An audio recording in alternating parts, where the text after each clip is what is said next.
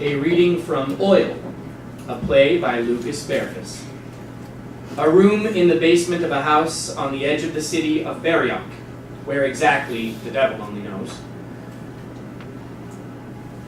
Gamua, what's the time? 8 o'clock. Did my husband ring? Yes. He's running late. Aha! By about a week. A week. Thereabouts. Bring me something to drink. You haven't eaten anything in 2 days. Gamua. Yes, ma'am. Gamua! That's me. Gamua, So? you're not going to say it? Your sentence, your favorite phrase, the one you were born to say. What do you mean? A certain sentence with a certain chicken, a stove. I do, as it happens, have a chicken on the stove. I'd like an omelet instead. Where am I supposed to get eggs at this time of night? A ham sandwich. No ham. Then just some bread. I'm sorry. Then in the name of God, bring me a drumstick. Very well. Without the skin. Have you got that? No skin. Gladly. Gamua brings the chicken leg. I'm only eating this drumstick because it's an emergency. I'm in dire straits. Of course. It tastes horrid, by the way. I'm sorry to hear that.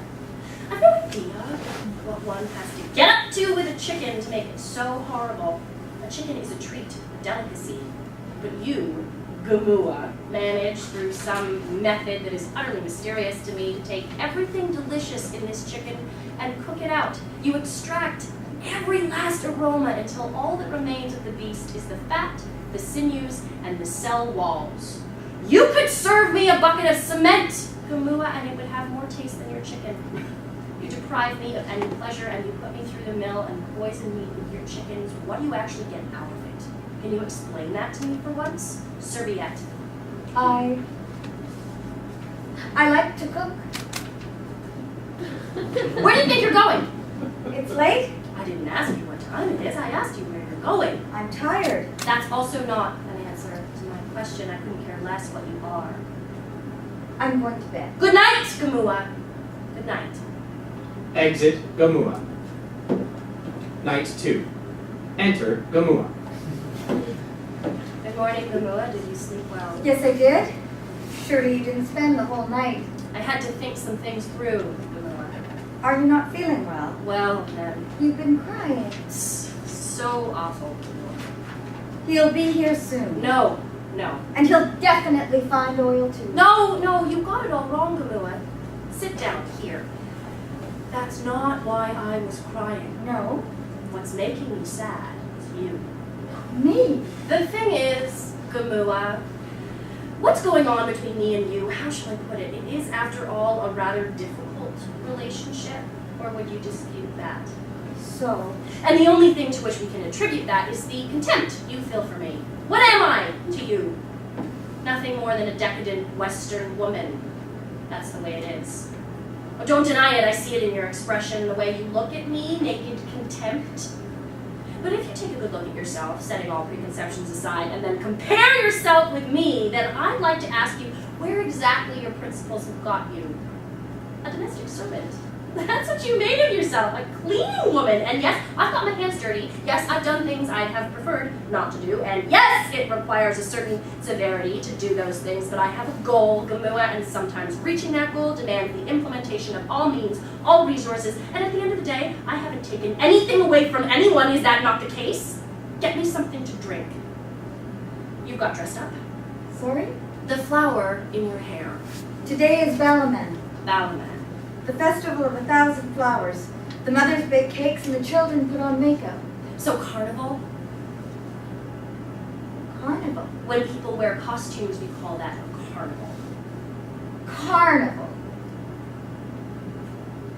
I thought, What did you think?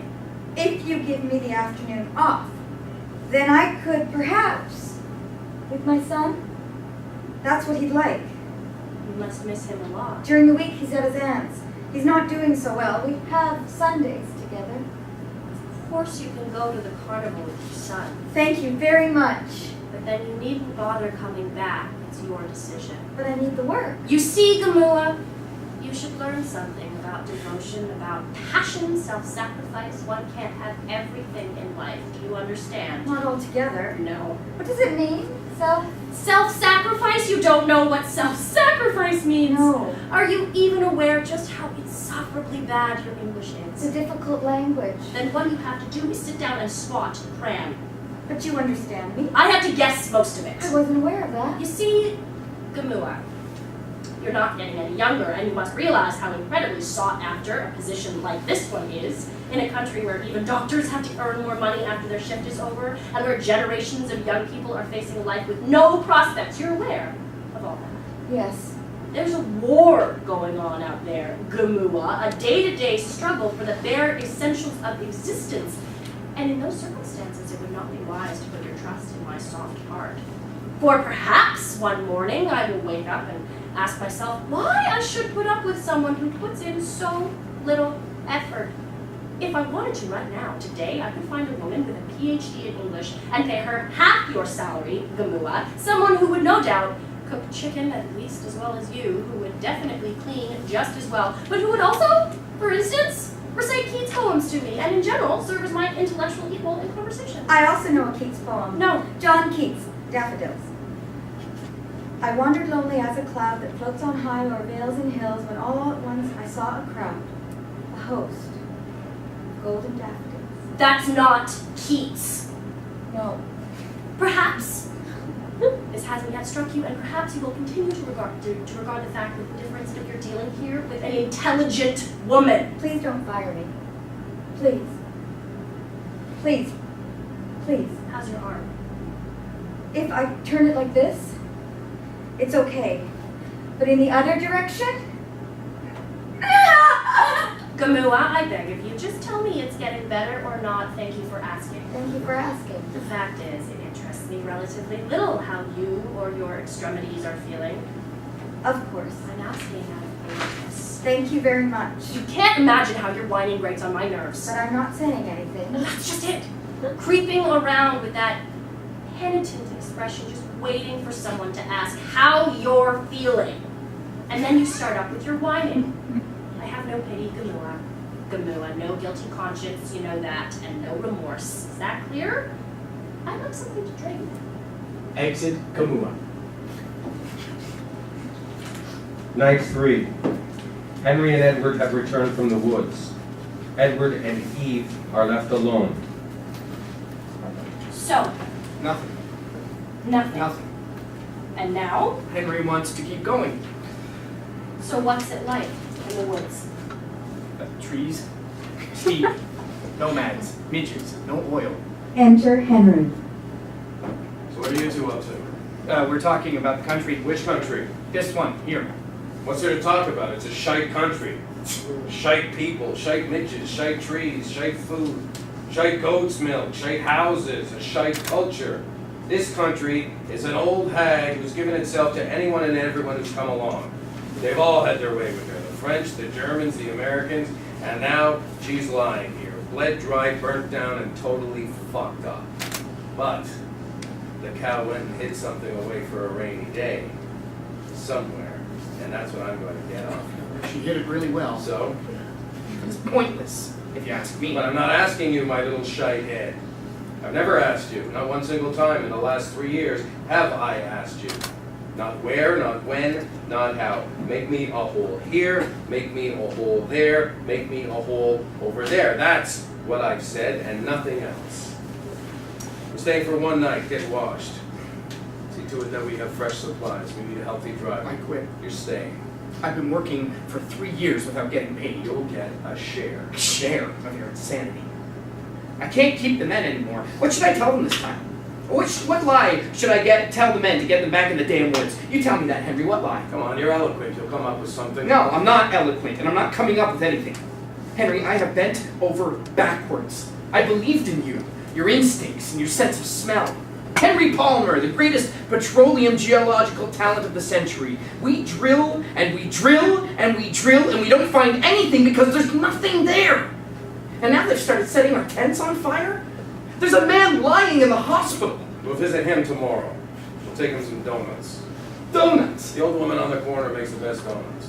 Oh man, you're not serious. Why not? He's dying, Henry. Donuts aren't what he needs. Okay, you're on edge. You should rest. You're tired. Yes, I'm tired. I'm tired of you. What's this about? You want a better share? More than 70-30? Fine, I'll increase it to 60-40. You can't turn that down. There's no way you can turn that down. Fine. Edward, tomorrow, 8 o'clock, outside the hospital. And bring donuts. Exit Edward. What does he want from you? What? You need to be careful. Uh, How far have you? Does he love you? What do you like about him? who? Or is it just the boredom? I don't know who I want to kill, Edward or you. Or both. I could give you a baby. That would keep you busy. Is that a good idea, or do you not want to ask that of a child this life here? I know what's going through your little mind. We could lead a different life. There's a big puddle out there. Somewhere among those bloody fir trees and those reindeer eaters who could drive you out of your mind with their songs and their bad teeth, but they have these beautiful reindeer, these splendid creatures. Thousands of them racing through the taiga like fish in the sea. Sometimes they come up to our probing towers. Did I tell you that? They come because they're looking for protection from the midges. Want to smoke? Come on, let's have a smoke.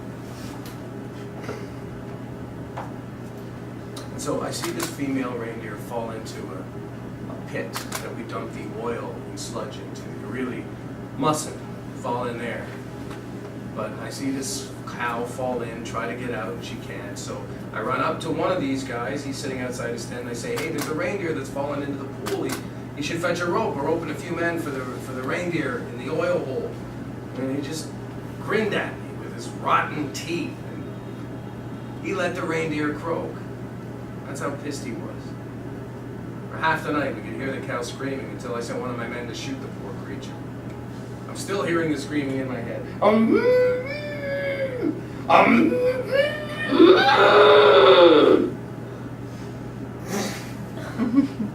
It's a good-looking cow, too. I saw it the next morning lying there next to the pool with beautiful broad flanks, and you could tell she was light on her feet. I bet she could run for days without getting tired, and there she was lying all covered in black oil and sludge. You know, these nomads, they've got no soul, they've got no heart. I'm telling you, neither one nor the other, and yet, dear God gave them everything. A vast country, beautiful animals, and a big puddle, too. But they don't want any of it, none of it. I found oil. You know about it. You were there, and I let it get away from me. It was a big oil field, and a couple of gents got nice and rich from it, too. But your Henry, oh, he was too nice. He was too well-behaved, and he let them take it all off of him. But this time, that's not how it will go. This time, I'm going to keep the whole puddle and I'll snatch it right out from under the nomads' noses. And the poor reindeer will sing me a song in the nighttime because I freed them. Henry, the great reindeer emancipator. How do you like the sound of that? Whatever. You gotta believe me. The woods out there are huge, you know, and if while a fella's out there, his sweetheart's back home having doubts, then he doesn't have the stamina he needs, and thousands and millions of seeds of thousands and millions of trees hatch in his nose and his ears and his mouth, and then that wood isn't just growing in front of his eyes, it sprouts right in his fucking brain. Look here. Where? On my arm. A hair. No, look really closely. A hair. It's not a hair, Eve.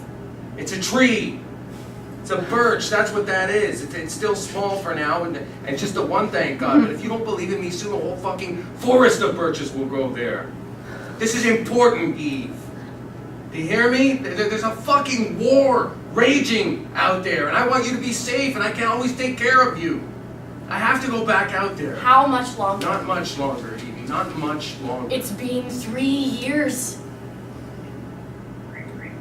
You know what? If we don't find anything, I've got a great solution.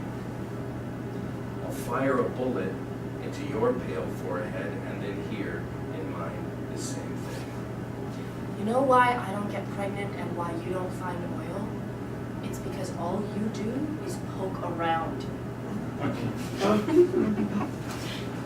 I'll be upstairs. Exit Henry. Day 5. Enter Edward. Good morning, Eve. Good morning, Edward. Eve, I'm not gonna go back into the woods.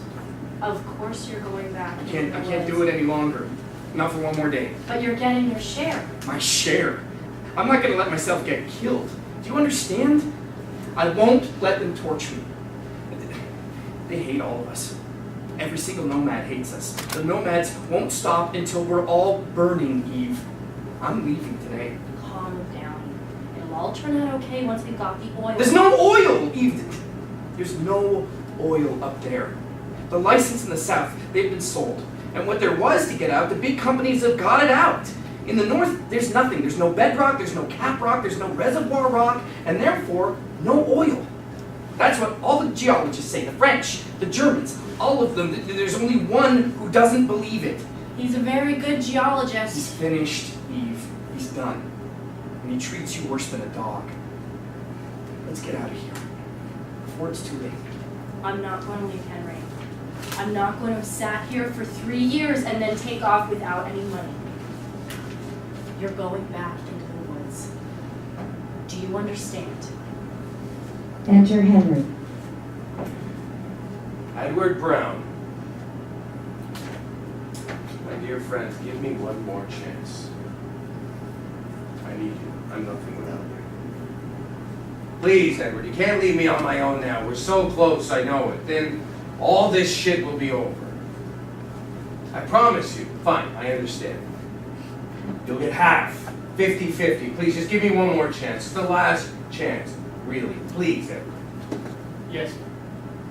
Fine. I'll think it over.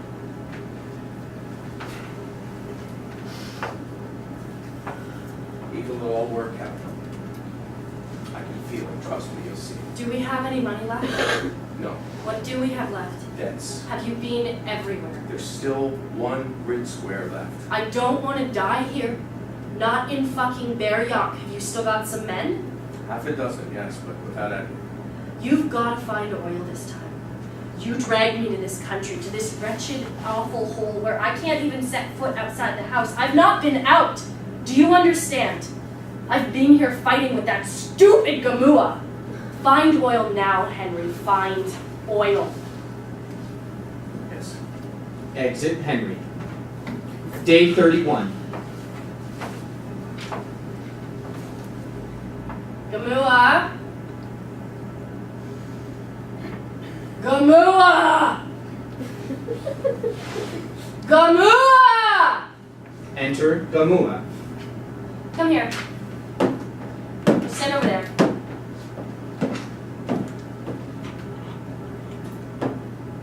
Where did we leave off last time? Start again. Go right back to the beginning.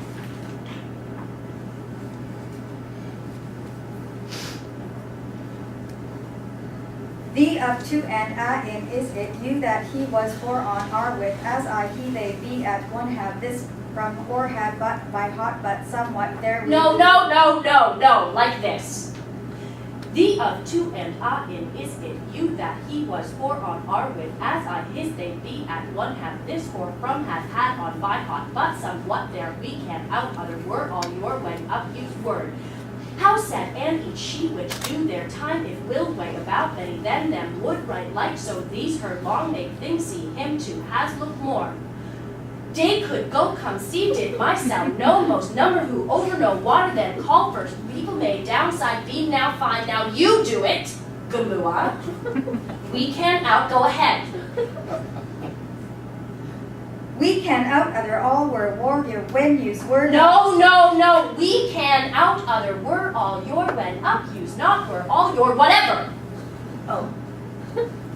We can out other were all your when up use were all what No, but that's not it. but not that's not it and she and Stop. Stop is on the list. Of course it isn't. Stop isn't on the list. You're getting the fucking list up. Once more from the beginning. The up to and a in is it you that he was for on are with as I his they be at one have this from thor had by hot but some What there? What their weekend out other were all your when use up word how said and each which he do their time if will wait about many then them would write like so these her long mate see him too has look more day could go come did my sound no most never over water then call first people way downside been now find. Yes. That wasn't that. Yes. But what help is that? Of what use is it to me? Of what use is it to me this? Exactly! Yes, what use of it is it to me? Is that a question? Yes. Well, a question. And what happens at the end of a question in English? The voice rises by at least 1/3. So, Of what use is it to me? something like that. Of what use is it to me? In certain circumstances, it can be important that a question is recognized as a question. Of what use is it to me? Are you making fun of me? Of what use is the of to and at in is it you that he was for?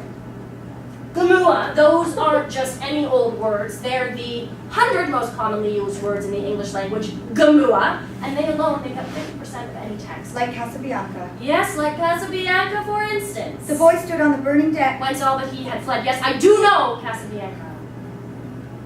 Why are you looking at me like that, Gamua? Get out. Get the hell out of here! Enter Henry. Eve, I found oil. That concludes our reading of Oil, a play by Lukas Bärfuss.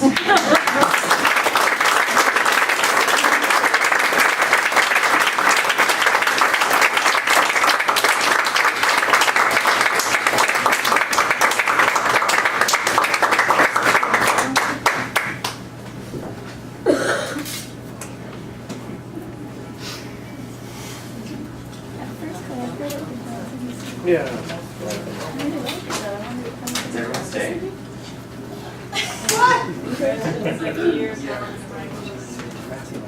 Yeah, what do you want me to do? Do you want to do it? I'll introduce the actors again. Yeah. Pamela Sinhat.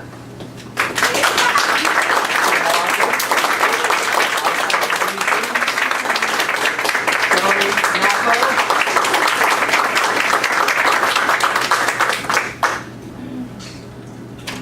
Tony, why don't you start us off?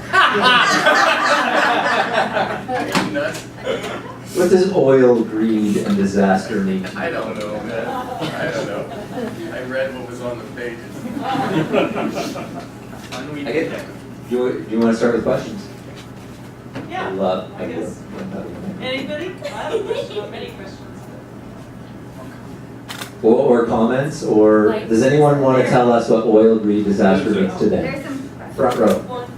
Yeah, I actually have a question. How was it for you guys being in that situation? Because you were all great actors, and it was kind of you being in that situation where actually the work kind of collapsed, you know?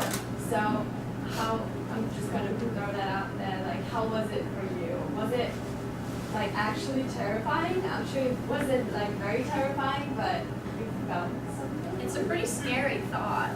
Yeah. The idea that we're so dependent. We talked about this a little bit. We're so dependent on this thing that we have absolutely no control over. Like when the oil is gone, our world as we know it ends, and that's really scary. And to do sort of a piece as it's happening, and then a piece opposed to post-oil apocalypse piece where the world really does suck. That's kind of scary. It was kind of a fun, nerve-wracking experience too, to just do this so quickly and kind of throw it together so fast. So in a way, I feel like we were, yeah, it really it put us where we needed to be, you know. Yeah. We didn't get a whole lot of time to live in it, you know. No. But we did discuss the concept, and intellectually, yeah, it's terrifying. But I can't imagine. The 10 seconds in the dark was, Interesting, yeah. you know, when you read it on the page, the lights go, and then Philip said, let's do the real meta 10 seconds in the dark. You know, it wasn't comfortable so that you can go, okay, this is just an effect. Are they going to, is it going to come back? Is that a mistake? Is that real? You know, that's a very uncomfortable place to be for all of us in this room, right? The Yeah. lights go up.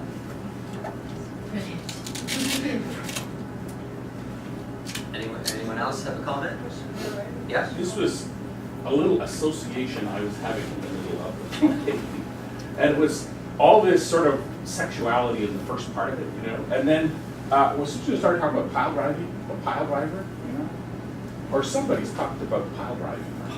I think Nabo thought that. Is that Anyway, it just reminded me, I was up in a city in Northern Ontario the other day, and there was a company that was being, that was advertised in the airport. It was called Tom Jones Pile Driving. Tom Jones Pile Driving, and I'm sorry, I just went there during that. That's good, that's a good place to go. Yeah, yeah. Well, of course, doing the play just right now, indeed, I mean, if you'd done it a year ago, 2 years ago, would have been different. The whole situation with oil and gas, of course, totally changed because of fracking.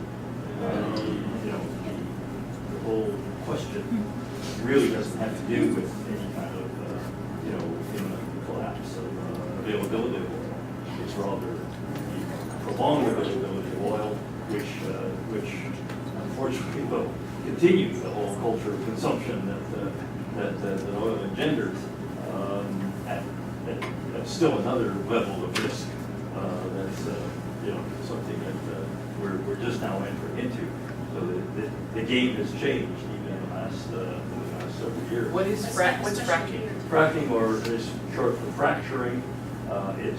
It's putting pipes down into the earth, and with new pipe technology, they can bend actually, so they go not only vertically but also horizontally, and then pumping down a slurry of water and chemicals, which then forces out oil and gas, primarily gas, but also oil. In large quantities from shale deposits that were formerly could not be used because the oil and gas is very widely distributed and hard to get at. It's not the kind of thing you can just put down a simple pump and pump it. It has to be done in this way. Of course, the impact of doing that environmentally is quite significant. And very many people are very much opposed to what they're doing. But on the other hand, what they are doing has just totally changed the outlook, particularly in the United States, in terms of its reliance on oil. In other words, we can continue with the oil and gas culture consumption for a much longer period of time, probably for another century or two, without any anxiety. As was you know, reflected in the plays, which are really based on on that anxiety which was previous to this. It's a new technology, but on the other hand, But having a taste to think of that idea, it leads to another whole layer of anxiety about the environmental effects. Yeah, burning the aquifer and drinkable water. Yeah. So then, rather than 20 years from now running out of crude oil, we run out of usable water. Well, particularly in Canada too, right? Because fracking's kind of changed our oil industry. I read a statistic the other day that like our oil production is going to increase by, I don't know, 60% over the next decade, which is going to change so much about the way that our country is run and our international standing and the power in the world. We control the oil, how much influence the United States is going to have over us, et cetera, et cetera, et cetera. It's kind of a scary situation. It's an interesting point, I thought, Mary, that you just brought that up, because now that you made these comments, I just think it's kind of like this whack the mold kind of, we know we have problems. It's just sometimes goes so fast, you turn around and these texts are like, 3-4 years old, each of them. And you're like, oh, no, wait, we have a different problem. It's, it's all environmental problems, but it's a different problem. I'm just back from various trips to Germany. You open the paper, huge discussions in the German media for the German government because, we thought we were still at the end of getting out of nuclear, right? Germany is, I think, 2022 now is the date where we're getting out of nuclear power. And now this fracking thing came not, largely also due to that film with Matt Damon and Tyler alludes to right now, which played at the Berlinale. And seriously, as of February, Berlinale happens in Berlin. Like Angela Merkel picked it up immediately, and of course in Germany, they're trying to actually outlaw fracking in Germany because it's become a topic as opposed to the US. But then Germany has led the way in terms of renewable energy development. I mean, Yes.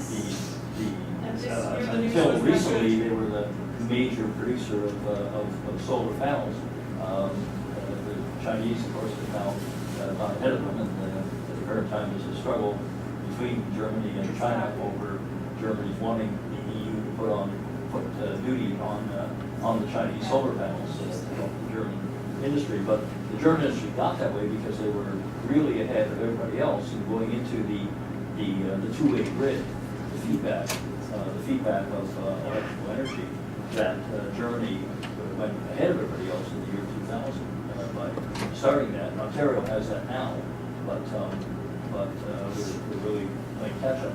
Yeah, and for whoever still remembers that, is old enough, coal. Germany, when I grew up, like I was protesting the closures of the coal mines, right? Britain and Germany, that was the big thing in the 80s. And yeah, look at us now, and here we are. But I think a lot of the stuff that came up in those two texts, that's why we wanted to sort of dig underneath, dig out this, like, what will it be, this feeling of being, losing control. Well, the great thing about the plays, and I really enjoyed the notice, the great thing about the plays is that they do illustrate the thesis that energy sources are not value neutral. The values that come with each source of energy condition our cultures, and the plays, both plays, really reveal that in a really relevant way. And it's a thesis I'm working on right now, generally, but it's just terrific to see it so clearly expressed. Could I ask if any of the actors had what you drew upon when you were thinking about sort of the end of the world? Did you have anything to draw on or not? I think, I didn't really think about it that much because I think the character, specifically in Player One, he's so caught by surprise by it all and probably has no real grasp of what's happening externally. As soon as the TV goes out, it's like, your connection with the outside world is pretty much limited. There's some other things that have happened that might point to that, but it might not be totally clear in his mind that that's exactly what's happening. I found the image in the last excerpt of Player One that we read of Rachel's vision where she's crawling through suburb and everything's empty, but as if everyone has just left. It brought to mind sort of the idea of, when the G20 was happening here, downtown was simultaneously dead, but also totally militarized. Like you had this sense that there were people watching you from just beyond and you shouldn't be there. I think it's an image that is reflected in all sorts of sort of post-apocalyptic films and like 28 Days Later, which is a zombie film, but even still, he wakes up and the world is in utter chaos, but there are no humans around. I think that's one of the scariest things I can think of, being in total isolation and not understanding why. Yeah. I mean, I still remember, it was such a small thing, but the blackout, 10 years ago, or whatever, like I was on the streetcar and it just stopped. We all could get up and we were all like, kind of helpless. We were like, that one too. It's like, we gotta fend for ourselves. I remember my parents were out of town and I had to walk home from here to High Park. It took me like an hour and a half, and my phone ringer didn't work. So they called me they thought I was dead. They called me for 5 days straight. They couldn't get in touch with me because my phone wouldn't ring. Like something so simple as that caused so much chaos. Maybe think of blindness, Sarah Michaels' books, blindness. And especially the end of blindness, right? When they all get their sight back and then there's France. You know what I mean? It's terrifying. Yeah. It's terrifying, the possibilities. But why so negative? But because there's movements now grassroots movements such as Transition Towns that puts on plays like Energy Descent Action Plan, and they talk about positive things like local grassroots movements and what communities can do. It brings communities together. You know, and it's all apocalyptic, but we're in a transitional period. It's not a negative thing that's happening, per se. We have a choice to make, just like the Mayan calendar, you know, is a reboot. So you're showing one possibility that it's a very bleak or negative future, when really it's an opportunity. It's an opportunity for renewables, like Germany has transitioned its economy. Ontario tried to do this with their Green Energy Act. So it's just interesting. You know, it's nice to laugh about it and whatnot. And that's how we deal with tragedy and horror, but it's not necessarily a bleak future. At least not everybody sees it that way. Yeah. Right. Mm-hmm. I agree, but I think Germany just got 50% of its solar power, 50% of its entire power on a Saturday. I mean, that's just unbelievable from solar. So there's incredible hope if we just change the way we pay for energy or invest in it. But I think the plays are much deeper than that. They're about the feeling of helplessness. They're metaphors, they're not. Yeah. It doesn't matter that oil's now less expensive. They're metaphors, very well constructed metaphors. But I agree with you totally. We have to also start actually getting a news out that we could change overnight if we actually, I mean, solar is now cheaper than coal in most of the southern United States, but they're still producing coal. We have to stop that cycle. I also think it's kind of good to scare the shit out of people. I mean, people should feel like we're on a train that is not heading towards a track anymore, right? We're on this sort of like object hurtling down one path that's about to go off a cliff because we're not really changing fast enough. I mean, North America is like sluggish at best. I mean, we could do a million times better than we are, but we're pretty, I mean, even the fact that we're even bothering with fracking, which is like slurping with your straw the very last tiny bit of your milkshake, right? But way more destructive than that, because like someone was saying, you know, earthquakes and poisoning the groundwater and well, communities nearby, when you turn on the taps, you can light your water on fire. Water lights on fire. Yeah, and like that's probably not good to drink, right? We should be scared. We should be freaking out. People should be. I mean, we should look at the future as we're heading towards it currently and kind of go, shit, that's bleak. You know, we should be thinking that, because if we don't, and we think we're going to continue merrily down this path and continue buying Escalades, giant gas guzzling vehicles like our mayor drives to work in, then we're gonna end up in a bad situation. And if we keep thinking like I think the thing is, we don't have the opportunity to experience what you're speaking of, this sense of community. The blackout was a great example of that, right? Like, I was actually out of town, and when I talked to my parents about their experience, they were like, it was fantastic, but everybody's doors were open, and we were helping, and like, people were directing traffic. Like, we don't have we don't have enough. Playing music acoustically in bars. Yeah, it was fantastic, right? So like, there's because our way of consumption is so entrenched, we don't have this opportunity to feel this, to actually get this in our bones, in our cells, unless you're extremely committed, like these people who are living in these towns. So for the vast majority of it, it's a shame, because the potential is there, and when we're really faced with it, we'll rise to the challenge. But it's a funny thing, because in some ways it seems like the only option in our culture is to engender change through fear, right? I mean, but it's only because we don't have the it's like when you have, like when I'm thinking about my daughter, right? Like, we're trying to put her to bed or whatever, and it's going horribly, and then one night it goes really well, and then the next 12 nights it goes horribly.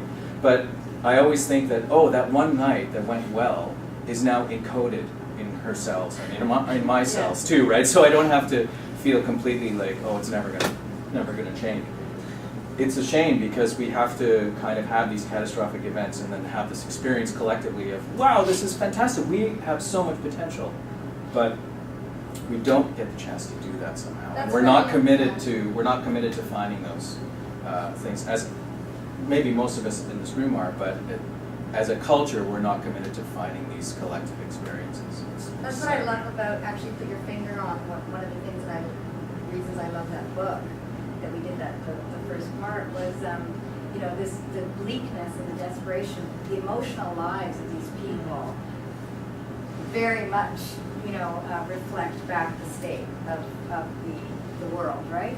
And so in that moment for Karen anyway, that she has with Luke at the end, where she, you know, he receives her, that's the intimacy she's been seeking in this very large way, in this very grand gesture of flying 3,000 miles to meet this man, across the continent to find an intimacy which she hoped she would find. Finds none of it. It's the worst thing ever. And then she finds it with this thief at the end. You know, in that one moment, it's that night that, you know, of the 12, right?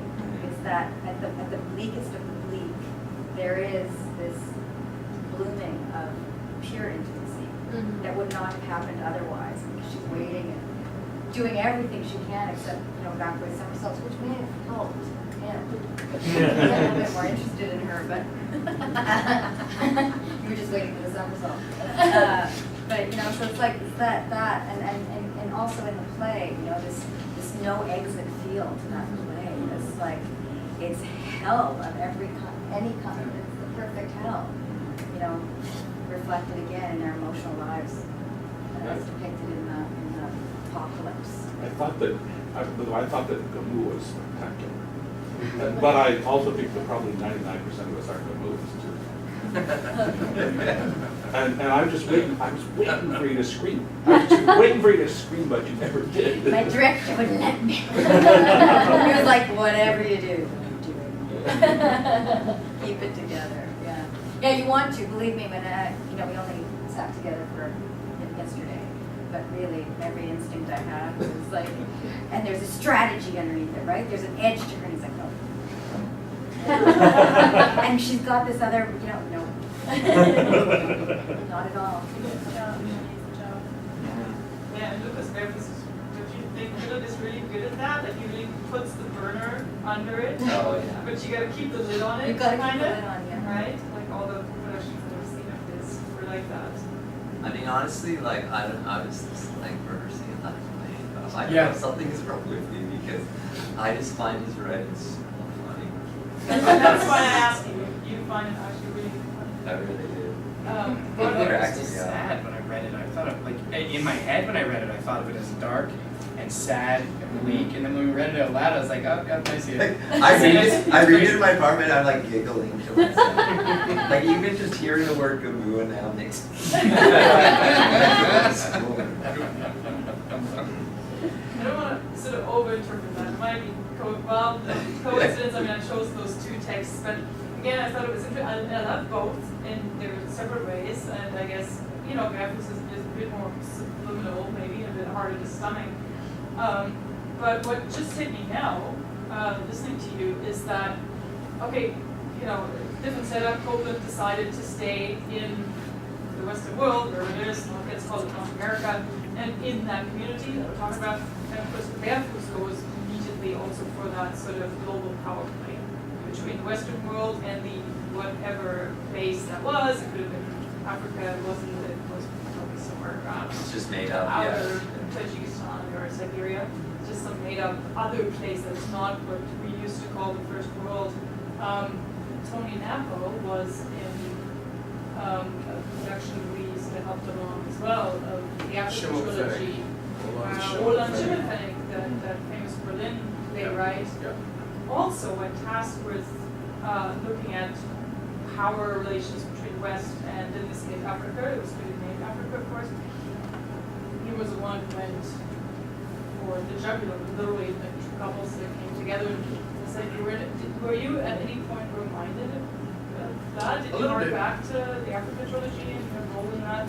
Also very sort of, you know, emotionally, like stuff was bubbling and going on, but it's a little bit. I got to spend a lot of time over a few years with Roland, and I actually did just think of him. It's funny that you spoke those words at this moment, as you were speaking. And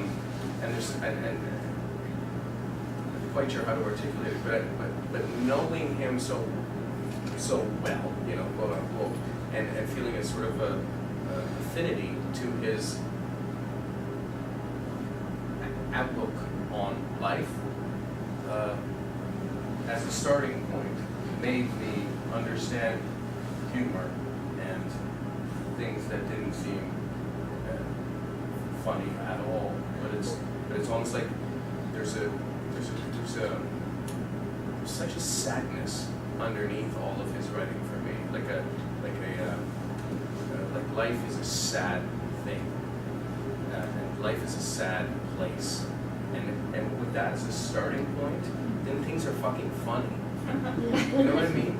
Maybe you don't. I mean, it does bring up though an interesting, taste thing, I think, because, as the gentleman in the back was saying, like he would have preferred maybe something more positive, and it's interesting how like we're all affected in different ways. Like for me, Bärfuss is the perfect guy to get me because he just gets me laughing so much, and then I do start thinking about the things that he's talking about.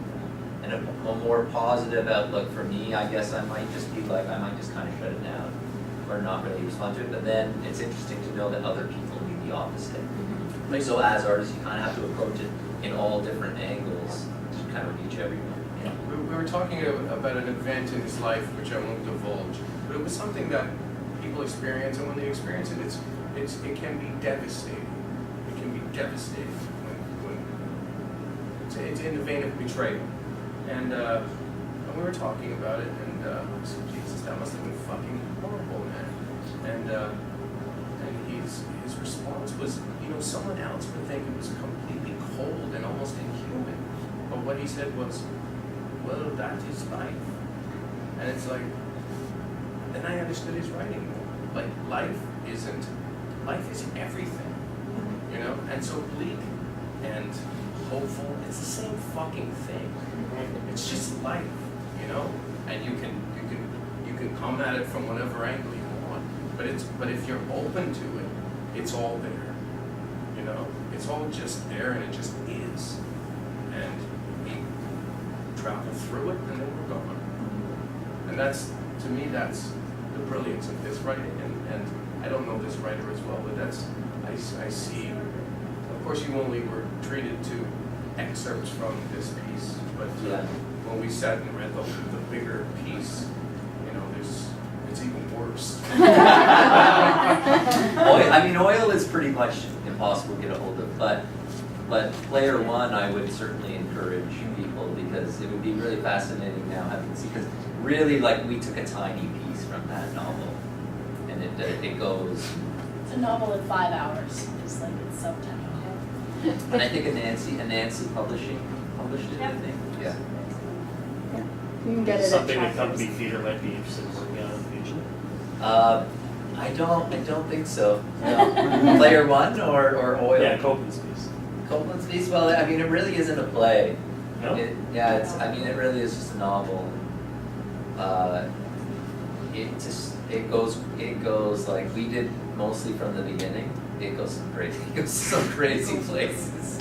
We don't want to see that. We want to see crazy places. You can make a movie. It'd be hard to stage. Yeah, it would be. There's some things that would be hard to stage. It's a Massey lecture. Oh, okay, yeah. Yeah, it's a Massey lecture. I think It's an adaptation of Massey. I think it's published word for word, maybe. Yeah. And I think he has an audio version of it too that he reads. And he narrates, yes. Yeah. Is that it? Anything else? Bleak and hopeful. That was Yeah. Tony and Apple's. Thanks everyone for coming.